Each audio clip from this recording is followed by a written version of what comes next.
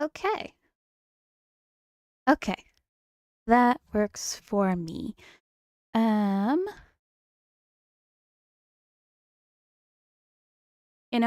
I was trying to make a custom background for Zayne, but it just did not save. So I'm kind of disappointed. Really disappointed, honestly, but just life.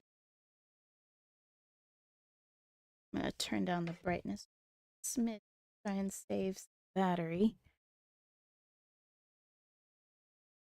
Man, I am so excited. So excited. Hi, Tina. Let me see if I can get this game to open, and then we can actually pull. All right. Come on. There we go.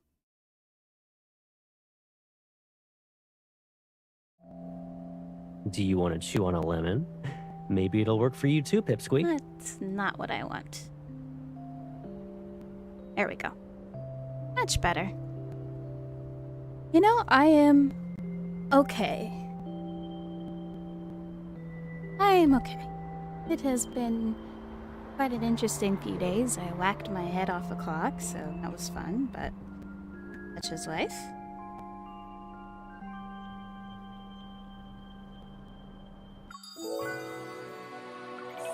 I am very excited to actually pull for this. I've done all my dailies, but... Okay, so I have a pity of 10. Boy, this music is loud.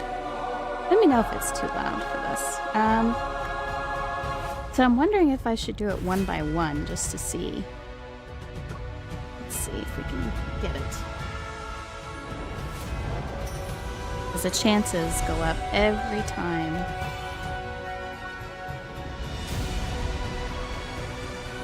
Every time. Oh, yep, see? I was right. And it's Zayne. Oh! Am I gonna be lucky?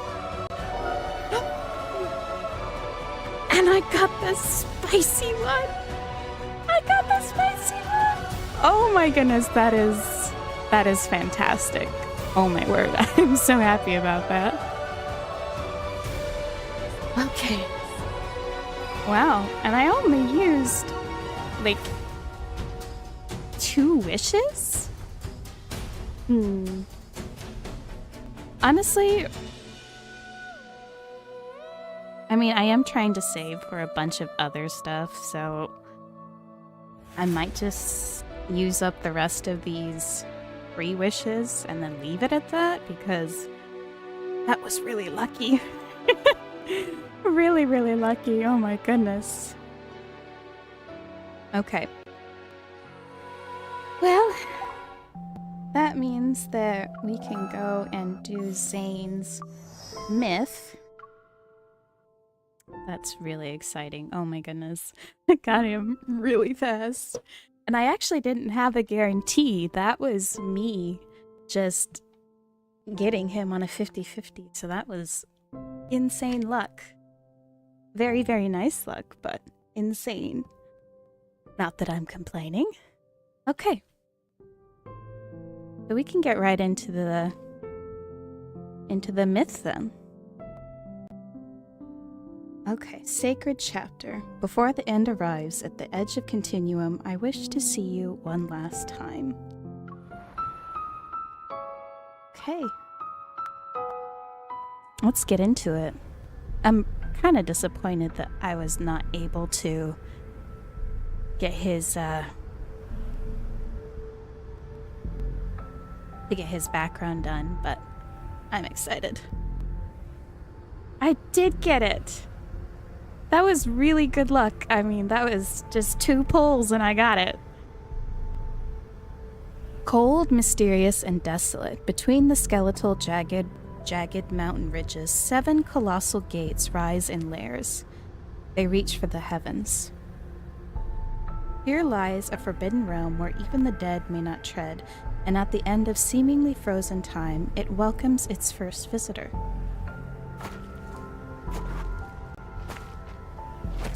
Oh, I love the blindfold. You are a supreme deity, the embodiment of annihilation and divine punishment.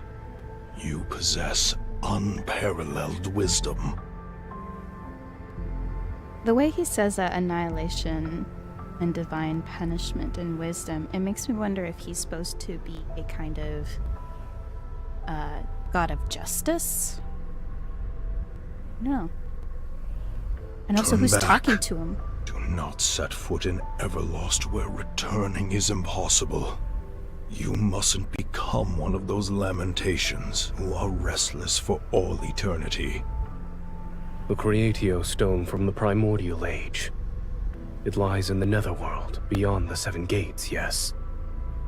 You already possess supreme power. Why do you still seek the authority of creation? Beyond the Seven Gates is a land where neither the sun nor the moon shine. Not even life and death can reach it. It almost sounds like he's going into Hades to try and bring something back. I'm thinking like Hades, Tartarus, and all that. Your hands may be capable of bringing about the destruction of countless eons, and your divine gaze may see the end of time. I'm sorry, I am really distracted by his nipple poking out of his shirt. Yet once you set foot in this realm, your divine authority and radiant glory will turn into flowing sand. That price is insignificant. Looks so cool with the long hair.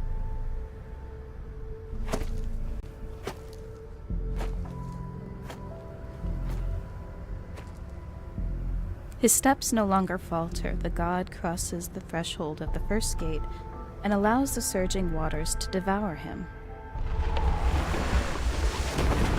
In boundless chaos, time and space whirl and surge. Only an amber-like world remains, nestled within the barely perceptible crevices of the void.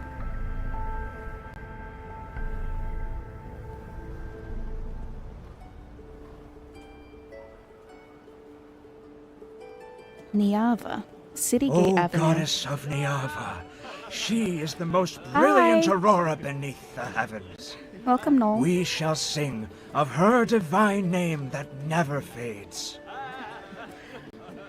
Bricks glazed in dark blue form magnificent, beautiful city gates. They welcome countless worshippers who are here to pray and make offerings to the goddess. The poet plucks the lyre and sings, accompanied by music.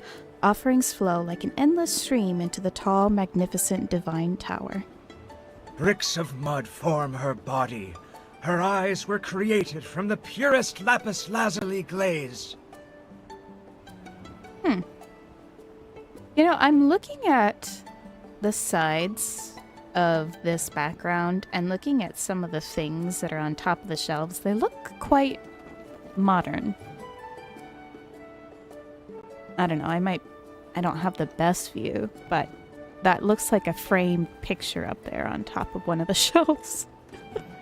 Urtama, Ingar, the beautiful twin rivers are her flowing hair, while the riverbank's glimmering jade adorns her neck. She wields a colossal blade to cleave mountains and strike down the monsters to keep them in check. Humans emerged from cramped caves and built houses in the divine tower. They lived under radiant sunshine.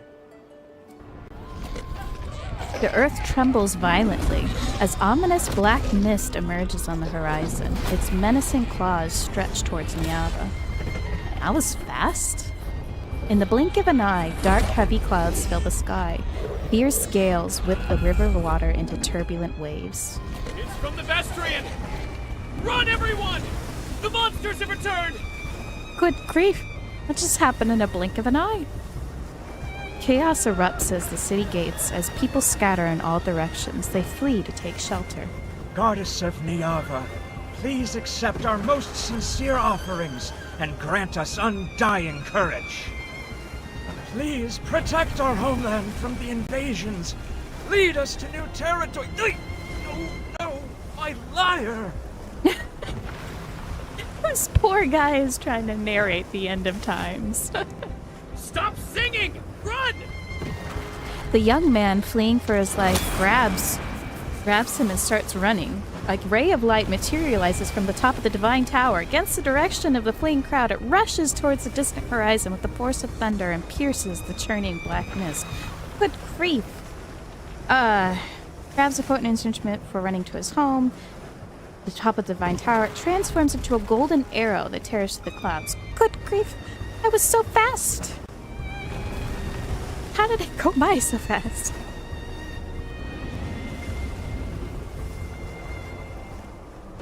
Let me know if I need to adjust the volume or anything, because I can. The rivers Urtama and Ingar return to tranquility. Under soothing moonlight, Niava falls into a deep sleep. Oh, I recognize this place. The golden arrow from that ray of light rises once more from the horizon and touches the night sky. Moments pass, then it falls into the silent divine tower and slowly transforms into an injured figure. The wounds spread across my body and form eerie golden patterns. Aside from pain, I can no longer feel anything else. The black mist that clings to me is entwined around my wounds. It slowly erodes my consciousness. Oh, so the monsters are infecting her? I try to calm my rapid pain breathing and barely manage to prop myself up with my sword. Why is this body becoming more fragile? My Niava is an extremely delicate world. It and its denizens need me. But the only one who can help me and save me... I grit my teeth. I don't want to say that name. Oh, there's beef. There's beef between them.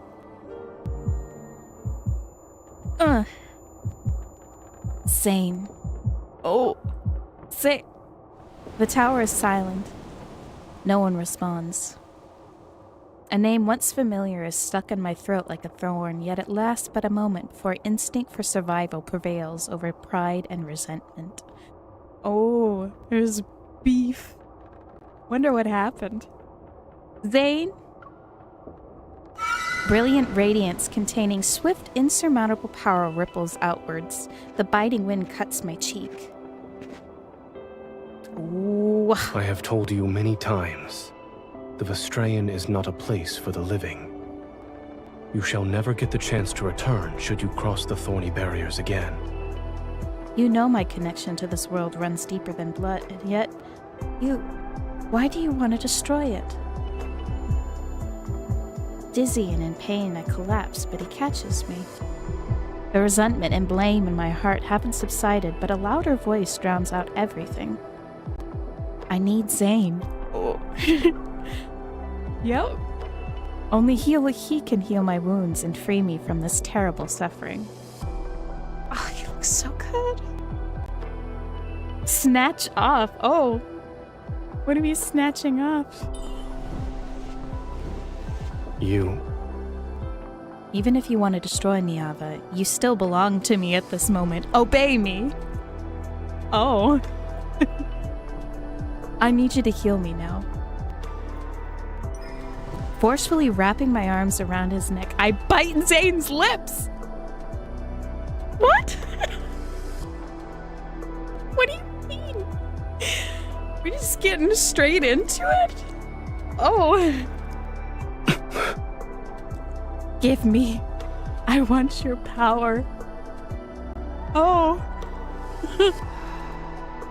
Oh my. Between us, there is nothing but endless taking.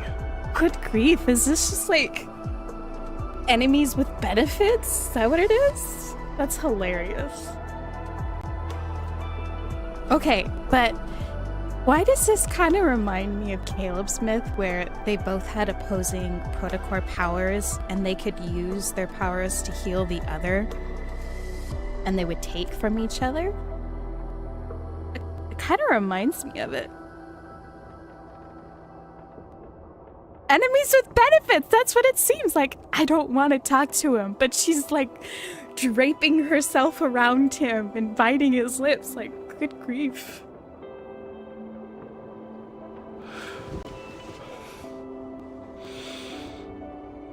Behave. Okay. Oh, we're just getting straight into it. It's like right here. Oh, okay. It is enemies with benefits. Oh. That's funny. Your injuries. This is your resistance against me? Demand power. Like, see what happens when you don't just give in to me. Oh, she can just control them. To They're seek all help from the because of you. gods, you should let the gods hear your supplications. I am a goddess. Understood.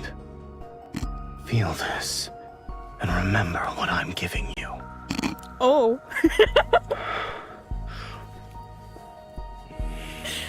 Okay. Okay.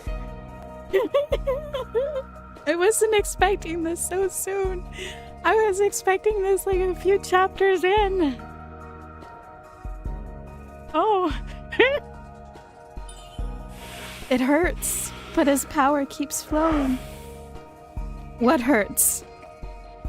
Doing it after a while?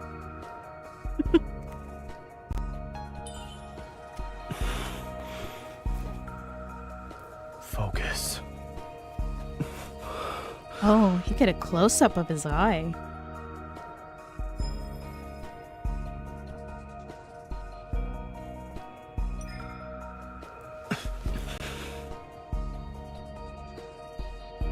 I was just saying, I mean, she's like, oh, it hurts, but it feels good kind of thing. And I'm like, what hurts? Doing it after a while?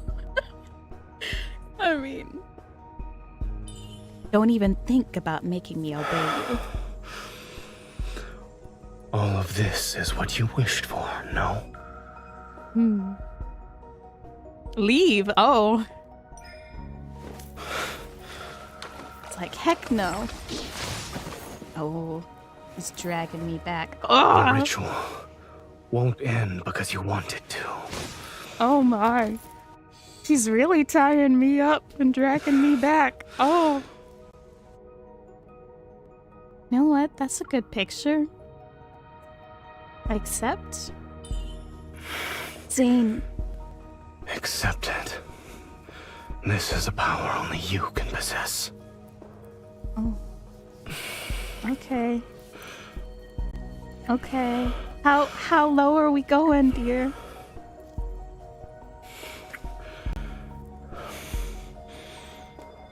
Oh my.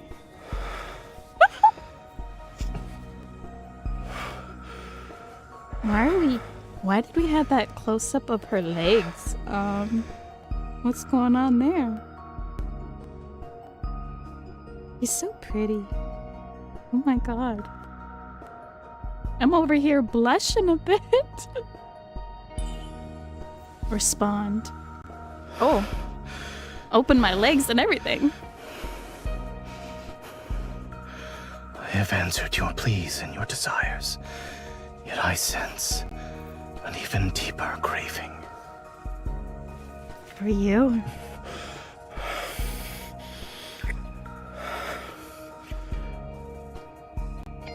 No. Man. What do I get for this? Oh.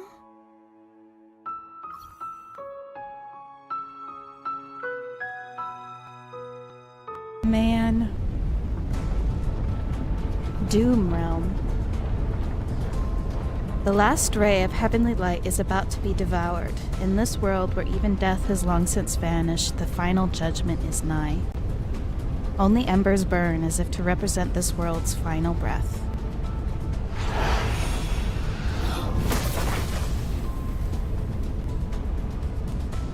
The natural order of fate is no more. Stop clinging to what remains. I love that he's so serious and not afraid to get stuff done. It really reminds me of Galen, his Catch-22 persona, which I was talking to with a friend earlier, and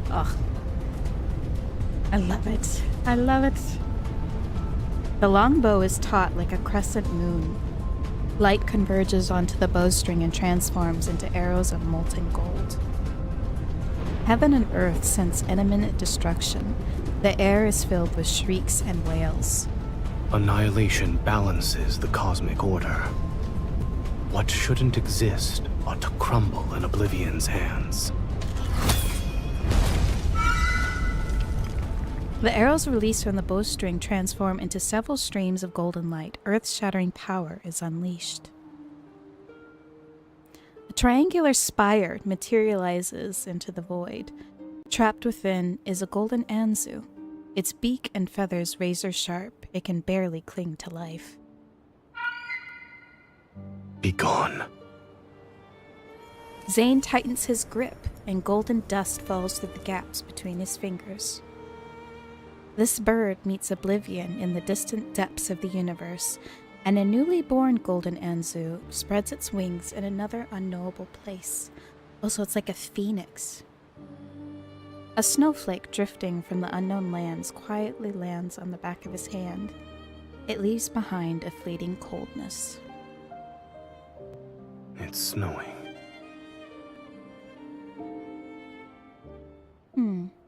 But he's trying to get the world to go back to its normal cycle, whereas everybody else is trying to cling on to the old.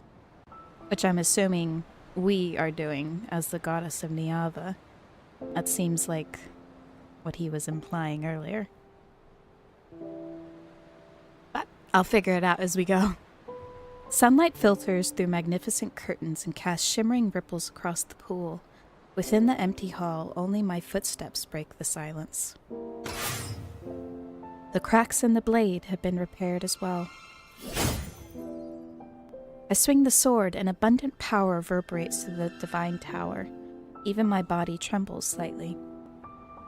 Within that brilliant radiance, another power has coalesced aside from my own aura, one whose depths are more unfathomable. Zayne. We've known each other for so long that numbers are meaningless. And what we once shared, what seemed like the most intimate of touches and tender moments. Yet when we let it go, it's as if only confrontation and estrangement remain between us. So it's more like lovers to enemies with benefits. I'm into it. I turn towards the golden spire standing serenely in the depths of the divine tower. The Angry Spire, containing all the universe's realms within, is the divine artifact Zayne treasures the most. Several golden Anzus, their beaks and feathers sharp like knives, circle around it. Another one flies in and disappears in a golden glow. Where is your master? The Angry Spire won't answer me. The corners of my lips curl up. His absence is only to be expected, otherwise he'd try to stop me. It's only natural that I protect Niava and save my people, yet he's determined to lead Niava towards destruction and annihilation. I mean, he is the god of annihilation, but it seems more like he's the guide of justice and the world's natural order. That's kind of what it seems like to me. A golden Anzu lands on my fingers. I let it nuzzle my hand and exhale. When we first met, he promised to make all my wishes come true and stand by my side.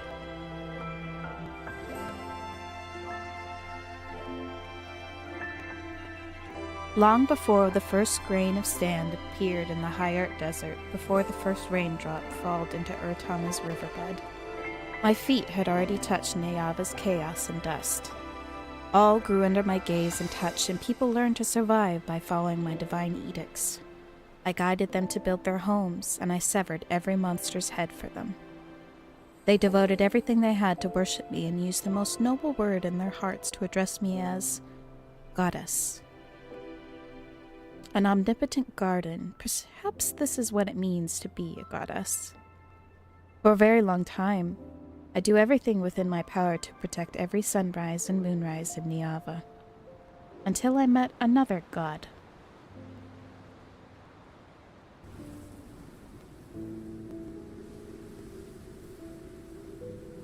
Pretty.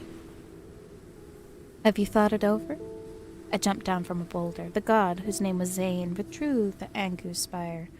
His expression was cold and harder than stone. I have declined your offer more than once. I shall not carve my name upon your destiny stone. Oh. Talk to me more, please.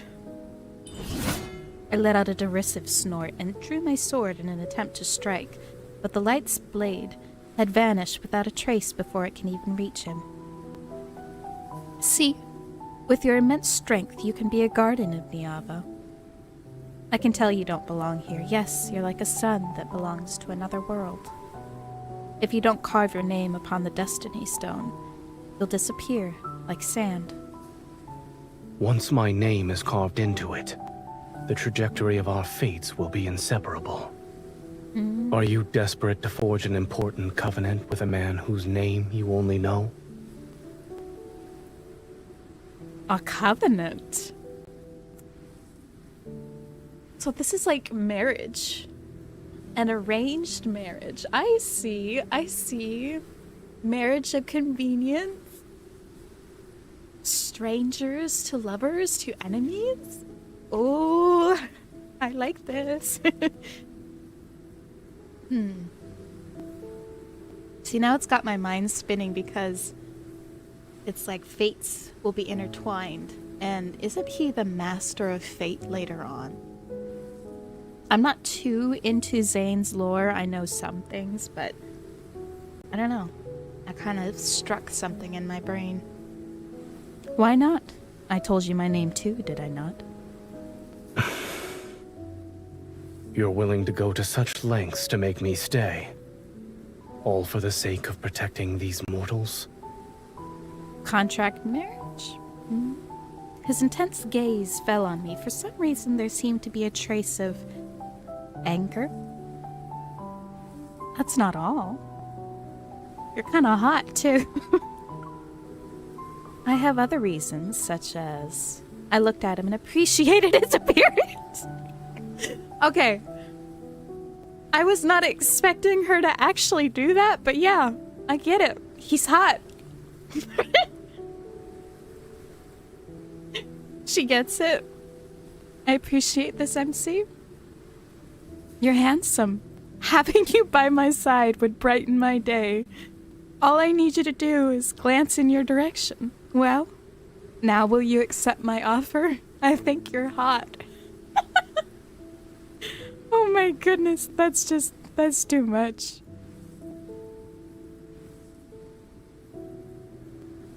Oh, that's too funny. No. It's like, thanks, but no. Yes, MC is me, I am her. It's one of the few times where I can actually get with what she's saying. He turned, walked away, and left behind a cold warning. Stop following me. But why? Of course, I had no intention of listening to him. In this land, people passionately pursue what they desire. All of Niava belongs to me, and Zayne will be no exception. He's standing in the same realm as I am, after all. Well, she's the one pursuing him. But before I could catch up to him, an unexpected battle left my body severely damaged like never before. It was also then that I realized my body would deteriorate because I thought there would be a day when I'd perish. And Zayne was actually the only god who could provide me succor.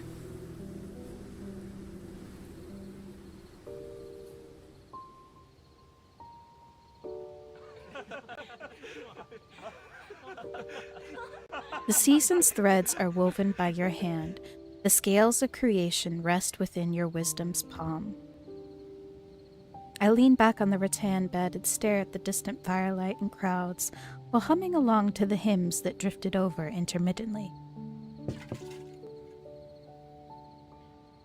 Oh, hello. Is being worshipped and praised by humans truly a joyous thing? Being praised, yes. The songs they're writing continue to improve. I shifted to the side so that there was room on the bed, then I pulled Zayne down to sit. He still maintained that cold, indifferent demeanor. He brushed aside the sheer fabric draped over my shoulders. Oh, we're undressing me already? You're willing to risk your life in endless combat just for insignificant praises. Zayne, are you saying this because you don't like my people? Or are you concerned about me? Neither. Then why? He scooped up water from the jar to wash my skin that had recently healed. Then why did you rush into the black mist to rescue me? Your questions seem endless. What, you're asking me questions too? Why can't I ask questions back? Which means you'll have to get used to it.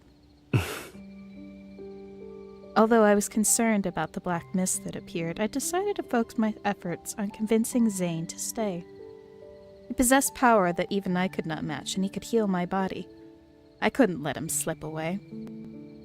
Oh, we doing healing all the time, huh? Is that what the kids are calling it nowadays? Shouldn't you reconsider my offer? We're more than strangers who know each other's names now. I gave him a meaningful look. When he'd healed me, I had been somewhat unconscious. However, I remembered more than he thought. Zayne, what were you doing while I was unconscious? Zayne? Excuse me? Okay. I don't need you to care for me. You know, I could say the same thing about you because you seemed really concerned about questioning me so hard about this and caring for me. It's a little suspicious, Zayne. I grabbed his hand and sat on his lap. According to Niava's laws, you belong to me. You have no right to refuse. Oh. MC is the forward one in this one, I see. I see. I appreciate the forwardness. Do I look like someone who follows those so-called laws? I smiled and kissed his eyelid. You can push me away. You don't know anything, yet you dare to open your mouth. Well, you won't answer my question, Zayne. How else am I supposed to get information here if you won't tell me anything? Although he remained calm, his gaze was reminiscent of a deep pool where dark torrents surged beneath the surface to warn me. Let's assume the final outcome of us being together is eternal separation, or even obliteration. Would you still accept it?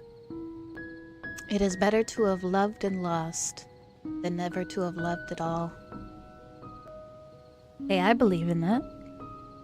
You and I haven't even experienced a beginning. Why are you already thinking about our ending? Being afraid of a future that has yet to occur is a waste of time and betrays our true feelings. Then enlighten me. I'll lend an ear to your desires. All my desires, Zayne? Give me your fate. Give me your name and your fate, Zayne. I I recalled the vows people typically said when proposing. It is a marriage. The covenant is a marriage. They are married. It is canon.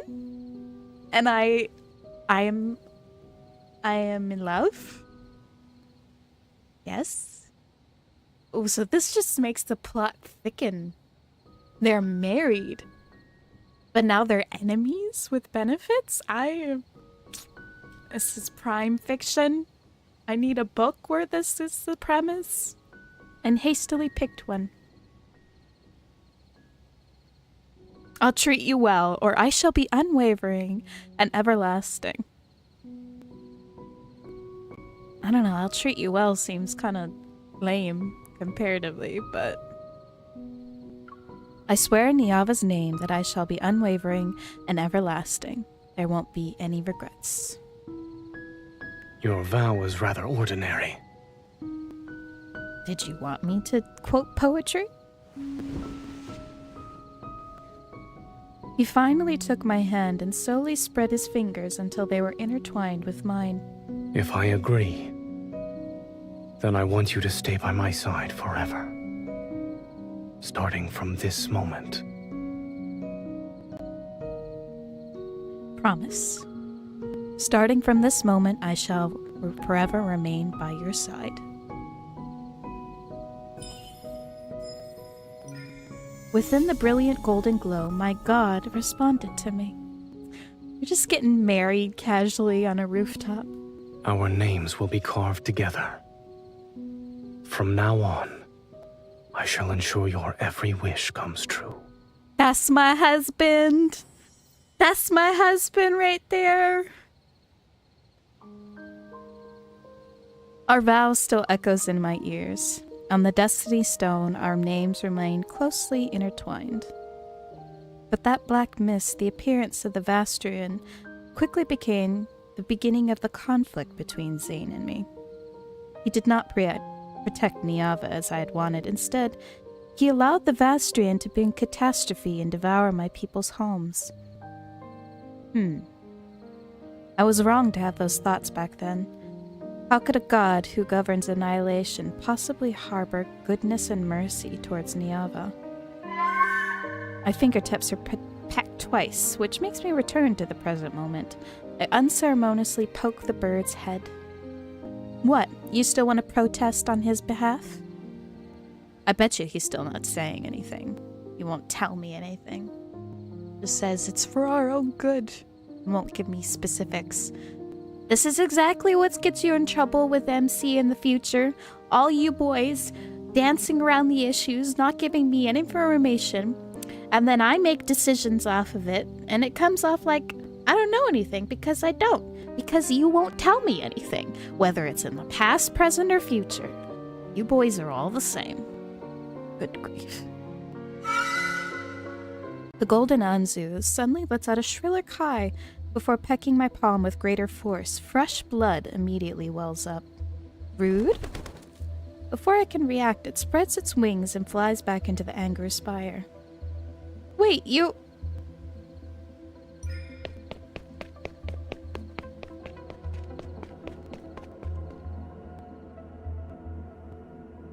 I know! They're such jerks. They won't tell me anything. And then... makes me feel like I don't know anything, so I gotta figure it out myself. And then I walk into stupid landmines that they could have told me about, but no, they gotta be protective. In this empty ethereal space, golden light flows like a river. It constantly shifts into intricate patterns. I'm inside the anger spire? That golden Anzu!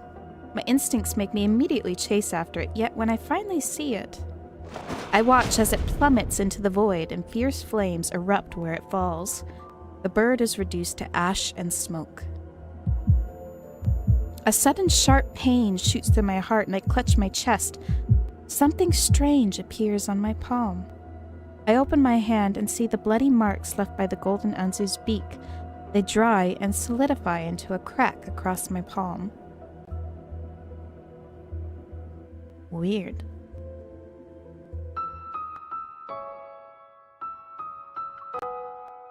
I don't know how many I'm going to be able to get through tonight, but I'll try. I soon understand what that strange line meant. The golden thread intertwined in my hair suddenly snaps, and the broken jade cuts off a strand of hair. I hear a silent lament from Urtama. Niava's rivers, Urtama and Ingar, are akin to the most two vital arteries in a heart. But now that one river has stopped flowing, the body called Niava is about to lose life's luster. I must save Urtama. As always, the sun rises. It shines on everyone's faces, and on the river water that lies as still as a mirror. What are we supposed to do if the river stops flowing and dries up? Don't worry. Our goddess will protect us. Urtama will not dry up.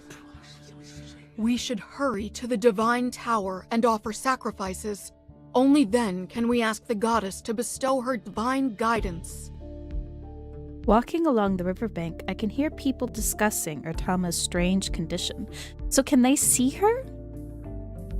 Or is she actually invisible and is more of a spiritual being? Maybe the goddess deliberately stopped the water to prevent the wheat fields on both riverbanks from being flooded again? Indeed. If this is planned by the goddess, then we should follow suit. It's time to compose new hymns. We must sing and abide by the actions of our goddess. The worry lingers on humans' faces for only a moment.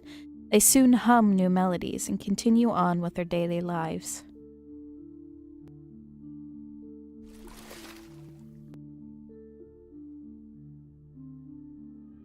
I stir the river water. Ripples spread across the surface, but they vanish in the blink of an eye. They're disappearing too swiftly. This matter isn't simply a problem with the river's flow.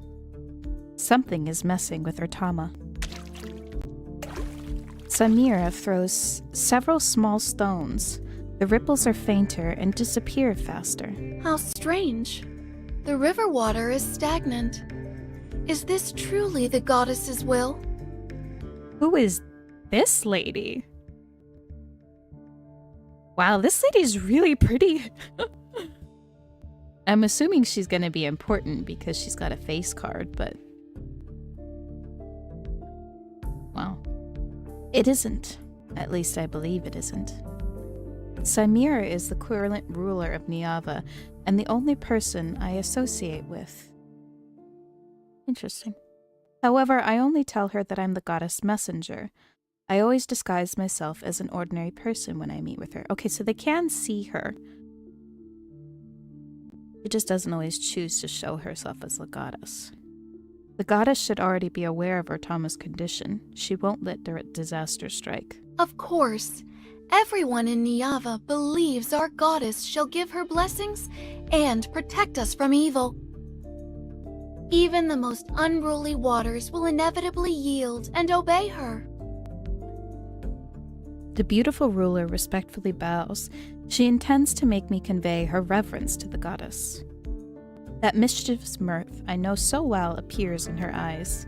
I wonder, how is our goddess? Have our offerings of gold and jade brought a smile to her face? She is well. Why do you ask? You've told me before that she is deeply troubled because of a man. Oh. We getting all the gossip today, huh? Back then, it was because I wanted to break into the Vastrian. Zayne and I didn't speak for a long time. It just so happened that Samira was leading a group of worshippers at the Divine Tower. I couldn't help but share a few things. I didn't expect her to still remember. It wouldn't be appropriate for me to inquire about such matters. I try to gloss over it, but displeasure and helplessness surface in my heart once more. After treating my injuries, Zayne vanished without a trace again. Did he really do a pump and dump? Zayne, you couldn't even leave a note? That's so rude. And I mean, I wouldn't expect the Zayne from current timeline to do that, but this Zayne, maybe. But, a pump and dump? Really, Zayne? Good grief. I know they're married, and he just has sex with her, and then he just dips and doesn't say anything, doesn't try to leave a note or anything? If they're married, they should be more obligated to try and figure things out. This isn't like a one-night stand kind of situation. And at some point, he also took the Anger Spire from the Divine Tower. He certainly returned to the Divine Tower, yet he won't even see me. How infuriating. But I'll admit, I have never truly understood him. In addition, I know even less about what he wants to do. See, what I tell you, he's not telling us information again. Good grief. You know, I bet if he just sat down and actually explained everything, sure, she might be a little mad, but she'd be able to make decisions knowing what he thinks and what he sees in the future. Sure, she might get mad, but she's already mad. At least this way she can make informed decisions. It's just so rude. So rude to keep these important details, especially from your wife. You guys are married. Should be the person you talk to the most. That man must be exceptionally outstanding to win the goddess's favor. Exceptionally infuriating. Beautiful roses always have sharp thorns, but everything under the heavens belongs to our goddess. And yeah, these boys are allergic to certainly bow communicating. down at her feet. A mere man. He's also a god. Yes, these boys are very allergic to communicating, and it drives me nuts. You're right. Our goddess is omnipotent. See, that's not true, though. If she was omnipotent, she would know, we would know how to fix everything, what Zayne is doing. Omnipotent literally means that you are able to see everything, know the nines of men, know nature. She's not omnipotent. She will never admit defeat in front of him. And see? Because neither of you are willing to be humble or give it up first, nothing will happen unless something breaks. Good grief. Are you guys married or not? After Samira leaves, I ensure no one is around. Then I cup a handful of river water and blow on it. The water in my palm floats in the air strand by strand. They unfurl into a flying carpet that's as soft and crystalline as a cloud. Take me to the upper reaches of our trauma. That's cool.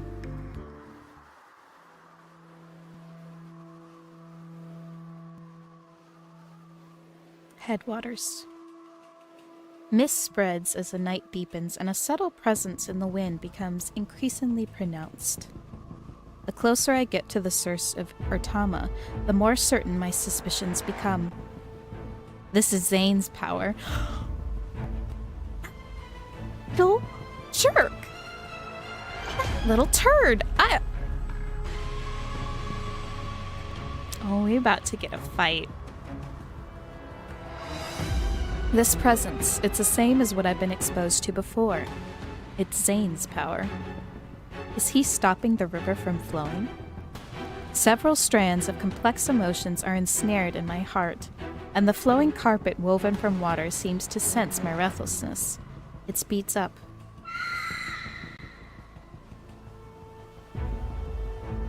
You trying to stop me again? Suddenly, the river's surface, shrouded in mist, is slashed by golden blades as several golden Anzus soar. Are you really trying to fight me to stop me? This really is like enemies with benefits thing. Oh my god. Zayne? Golden Anzus. Zayne is here. They fly without delay as if something urgent is driving them forward. Seeing that I had been caught up, the golden Anzus cry out as they change direction. They quickly head towards the river's source. Oh. As if passing through an invisible barrier, violent winds materialize around me. They stir the water to create towering waves.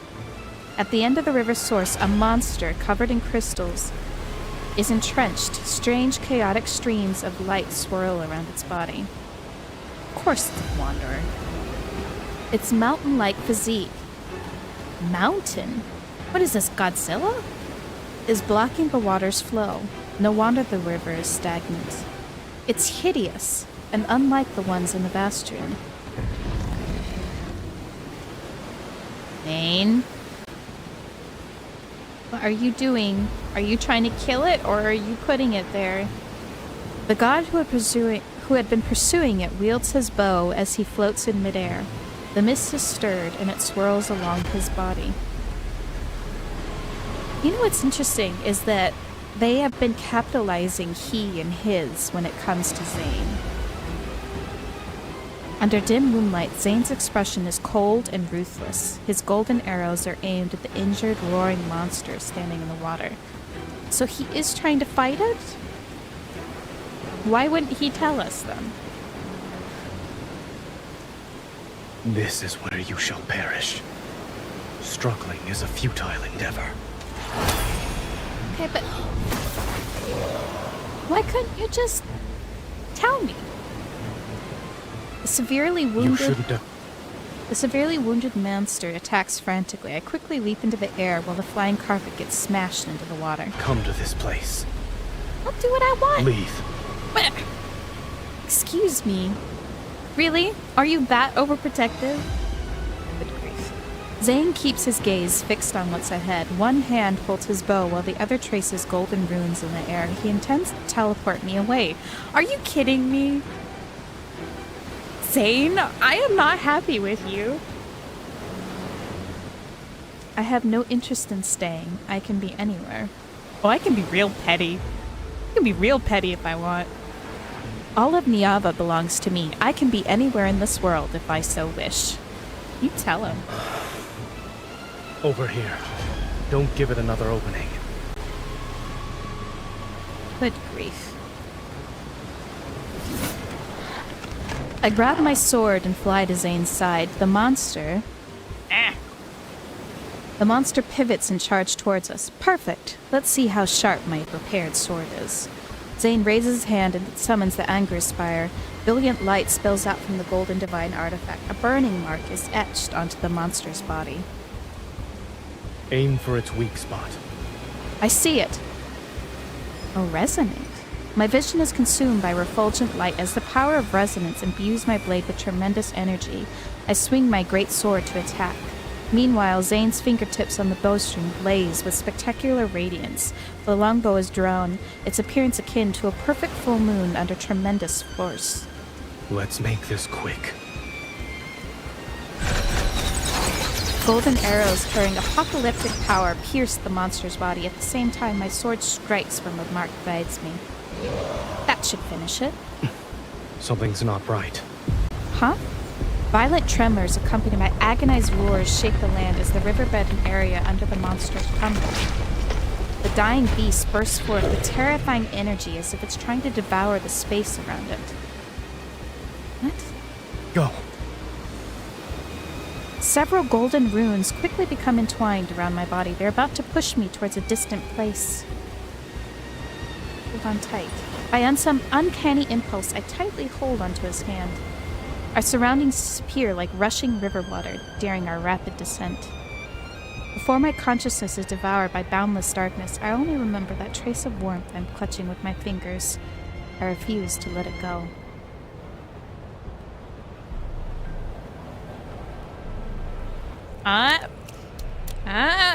I know what that is.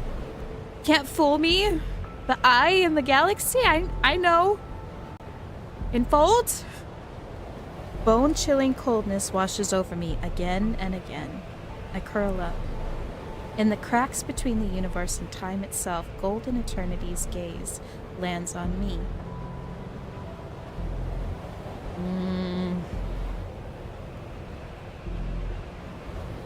Don't make me go on a rant about that whole thing that we found out about MC during Death and Rebirth.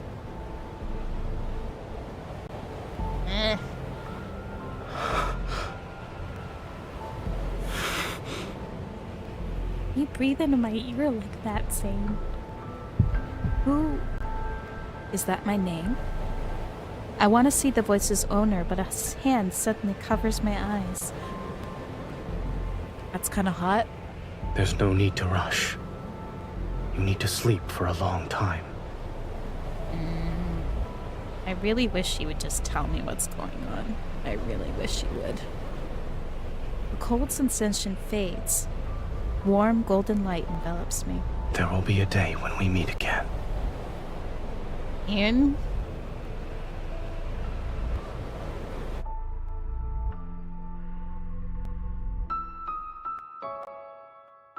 This man is frustrating me. I'm only a third of the way through. Warm liquid is splashed onto my face. There's a moist sensation, and the metallic scent of blood fills my nostrils. I open my eyes. Oh. Hi. If you had woken up any later, you would have been swallowed by the sea of sand. Hello. Can't see meeting you here. Seemingly alive, waves of white sand slowly rise and fall. They surge towards us again and again. Looking at the arm around my waist, I lift my head. Zayne is sitting against a black stone about a half-person's height. He's holding me to his embrace, to an extent. A golden barrier envelops us to keep the endless waves at bay. Where are we? Inside that monster's stomach? Worse, I'm afraid. This place is inside its protocore.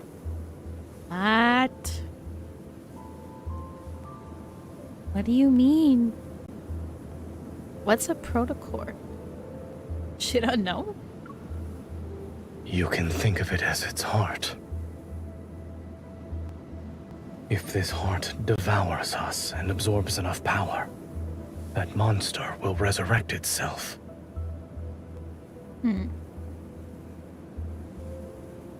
We can't let it do as it pleases. We must get out of here as soon as... A sticking sensation on my palm makes me freeze. I look at the wounds covering Zayne's body. A moment passes before I tentatively reach out. It's blood. You're not mistaken. Are you actually injured? It's not an illusion created by the protocore? My injuries aren't serious. Honey, if there's a lot of blood coming off you, you can't just tell me they're not serious. But as blood continues to fall and the golden barrier starts to waver, Zayne, who has always been invincible and all-powerful, is actually injured. Take off everything you're wearing. It's getting down to business, huh? It's like right now? You want to do this right now? I mean, I don't know, pose, but are you sure this is the time and place for it? Oh, I'm rubbing you too. Seeing him not move, I use one hand to tear away the remaining clothes on his body while using my other hand to retrieve the water pouch from my waist. I pour water over his wounds. This is holy water from the tower's pool. Once the bleeding stops, you should feel better. I have no idea who that is. Why are you trying to call me? He lowers his gaze and watches me wash away the bloodstains and dirt from his body. You also healed me like this when my body collapsed for the first time. I feel like he did a little more than that, but he most likely recalls those distant days, those times when I'd at least embrace him with a smile. Oof. The pain, the angst. You know, I was gentler than you and your current strength. You have more words that will incur my wrath?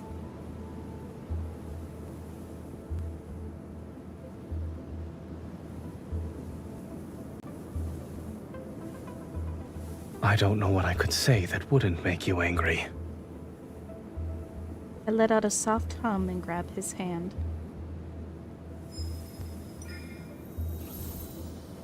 Why are you helping me? You're still my husband? And I still love you despite my anger. When you were fighting that monster, you set up a barrier to defend the village by the riverbank, correct? Man is always scared of his wife in every lifetime. Yep. Yep. The river's water stagnation isn't related to you. You helped Niava, so I will help you. I release his hand and notice something unusual. I gave him a large amount of power to heal his injuries, yet my body doesn't feel any discomfort. On the contrary, it's Zayne who, despite possessing power far greater than mine, was actually injured to this extent. Was the monster truly formidable, or is this cursed place affecting Zayne? Many doubts gather in my mind and decide to ask Zayne about it. That monster's origins. Speaking of which, I've fought near the Vastrian many times before, but this is the first time I've seen a monster covered entirely in crystals like that. Do you know of its origins? I'm sorry to disappoint you, but this is also the first time I've seen it in Niava.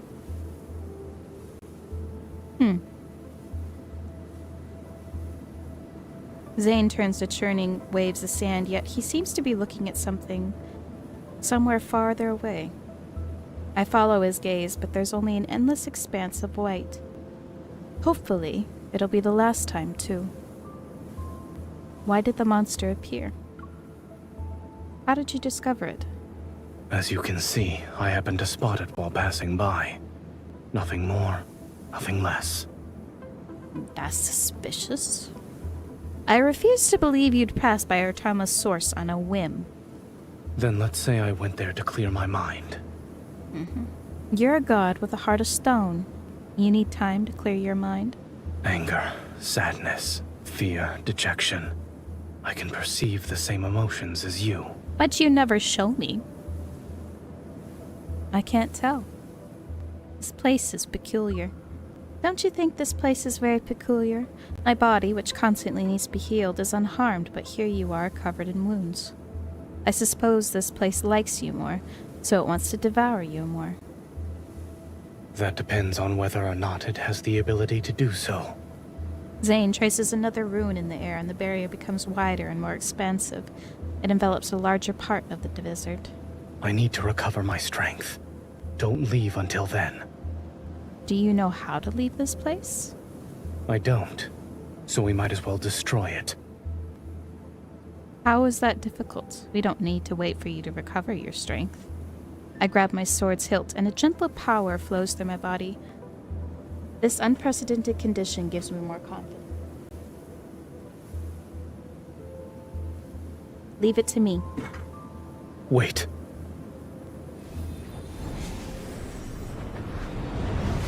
I stand on my tiptoes and immediately transform into a golden arrow.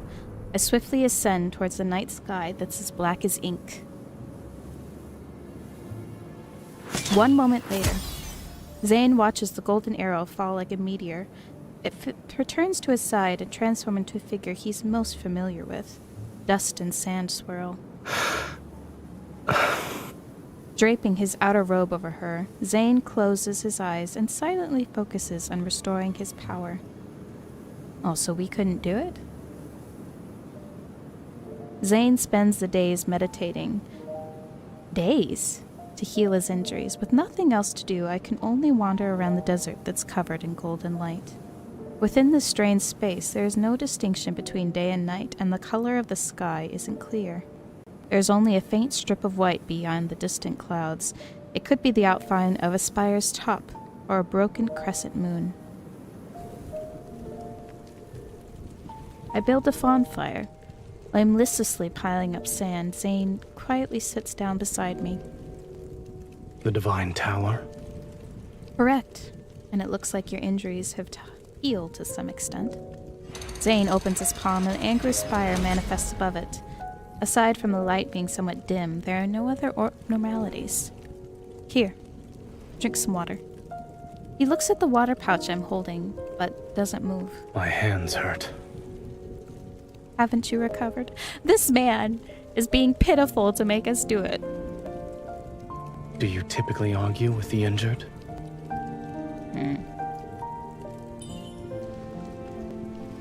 Resigned, I help him drink the water. Then I recall my harvest from the desert and pull out a few orange carrots.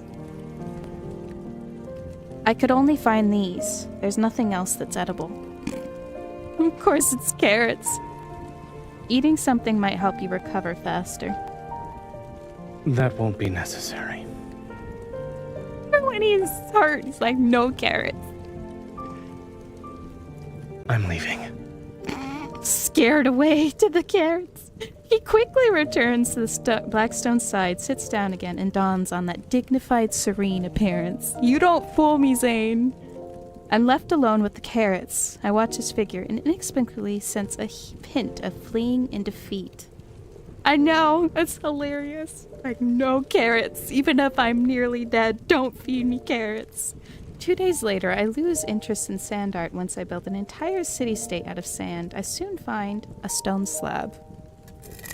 There is no sunrise or moonset here. Keeping track of time is meaningless. I'm not keeping track of time. Then what are you doing? I'm drawing you. I blow away the debris and dust. I point out the crooked lines that vaguely resemble his figure.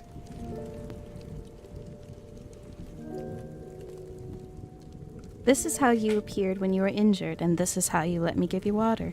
Over here is how you looked while recovering. When we return to the tower, I'll put it in the most prominent place. You remember such disheveled moments whenever you see it. Childish. Whatever. Let me show you something that's not childish, then. Using my memory, I carefully draw symbols in the sand before me. Several rocks here had these. It was almost like someone carved them. Assuming they're text, these symbols don't belong to the Niavan language. Can you read them? This space doesn't truly exist. It's simply a shadow cast from somewhere else. These symbols might be from the past, or perhaps they exist in a more distant future. In either case, they're of no use to us. Are you saying that everything we're seeing and touching is an illusion? No. You can actually die here.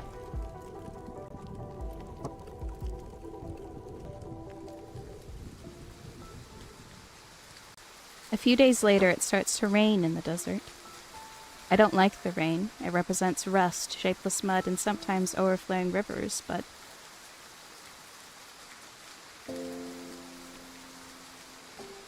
the rain here is beautiful. Countless fluorescent blue raindrops fall like stardust from distant realms. They cascade through golden halos, and their splashes leave shimmering glimmers. Hi, Lynn. If what you said is true, then do these droplets also come from the past? Or the future, perchance? Neither. They are time itself. I don't understand. It's okay, I gotta get going soon. My husband needs help with something. My pulls were great. I got him in 2 pulls. He raises his hand and the angry spire gleams with golden light. It's more brilliant and dazzling than ever before. In other words, Zayne has fully recovered. We'll leave once the rain stops. Alright. How strange. I don't feel the joy I expected. There's only a subtle melancholy. Something. Nah, it's just our kids. When we return to Niava, will we go back to how we were before? What do you mean? I mean, I had a pity of 10, so it wasn't that out of the ordinary, but I just had soft pity, not hard pity. So I am happy that I won my 50-50. Will only appear to be cordial when the reality is that we're emotionally distant, like strangers. Do you want us to be like that? I shake my head. I know you have things you need to do. There are secrets you can't discuss with me. I know, I got really good luck. But I've also speculated countless times. I thought maybe you never truly intended for Niava to be destroyed. Yeah, I want to save a lot of my pulls for Silas's rerun and the multi-banners, so I'm happy that I got him just using the limited tickets I had. After all, there are many things you wouldn't need to intervene in. What is the answer you desire? Maybe I was wrong? Bye, Lynn. I'll be off in a minute or two. You might as well tell me I'm wrong. You'll bring destruction to Niava and always be my enemy until the end of time. Then I could steel myself to treat you harshly. I speak coldly to mimic Zayne's tone. Unexpectedly, he shows a hint of amusement. I don't intend to let you fulfill that wish. I also don't want you to always be angry with me. Don't want to be enemies? The rain's gentle pitter-patter has ceased before I realized it. The clouds have thinned, and that white glimmer has become a little more clear. Zayne withdraws the golden barrier. Perhaps sensing its impending destruction, the desert falls in unusual silence. Go back. Niava is waiting for you. Once the last word leaves his mouth, a tiny cold droplet suddenly falls into his palm. What's that? It's snow. What's snow? I've never seen it before. Your Niava doesn't have snow. After the first one falls, a multitude of those cold white flower-like specks drift down. My attention shifts to this curious phenomenon as I catch the cold descenders and notice their appearance. All of them look different. Every snowflake is unique. It's similar to how every person in this world is different. The snowflake grows heavier and shows no signs of stopping. It mixes with the white sand and doesn't melt. I crouch down and scoop up a handful, pure sand and snow. They're indistinguishable from each other. Once they fall, they're fated to melt. Everything in existence cannot escape decay and annihilation. He holds my palm and the cold wind immediately blows away the sand and snow from my hand. But destruction is the only force that can bring about new life, yes? I catch a flying ice droplet again. Like Niava's denizens, the weeping that accompanies death resounds and new life cries for the first time. It's time to go. The anger spire rises from its hand, its massive body settling onto the white snow stand and manifesting a brilliant golden magic circle. As soon as I reach out, Zayne tightly grasps my hand. The warmth he transfers dispels the cold from my fingertips. When I step into the Anger Spire's magic circle with him, I look back at the heavy snow that's gradually covering everything behind us. This snow is unworthy of your affection. But you are? The violent tremors and blinding white light make it seem as if the world is collapsing. Then I pulled into an embrace that's as cold as snow. Okay, that felt longer than the other ones for some reason. Okay, I don't have time to do the rest of the myth tonight. I wish I did, but I don't. So thank you guys for being with me here, part of it. And I guess I will have to see you maybe tomorrow or the day after, and we'll go from there. And I really want to finish this myth, and I also have to finish Caleb's myth, so we'll have to go from there. I know, it was so much fun, and I'm sorry I have to stop, but I will be back tomorrow, the day after. In the next few days, I'll do it, and hopefully have a Zayne background for this. I want to make him feel a little special. Anyways, thank you guys for watching, and I'll see you next time. Bye.